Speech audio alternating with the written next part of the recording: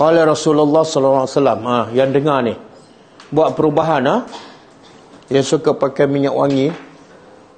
Nak pakai minyak wangi tak apa, tak salah, tapi jangan pakai luar rumah. Kalau nak pakai luar rumah juga minyak wangi yang tak berbau tu. Macam apa? Rexona.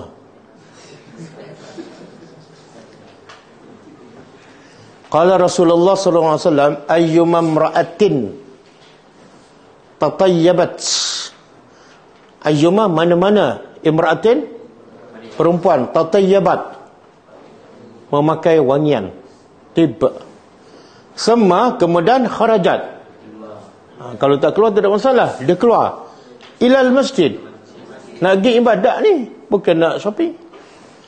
Lam tuqbal, lagi teruk, lam tuqbal salatun, tak akan diterima salatnya hatta taghtasil, sehingga mandi. Hadis disahihkan oleh Albani.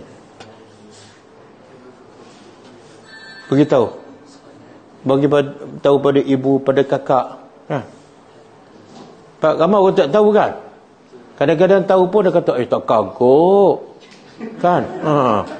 Kalau sampai kena mandi, aku dah lah tak kahwin, kena mandi junub pula.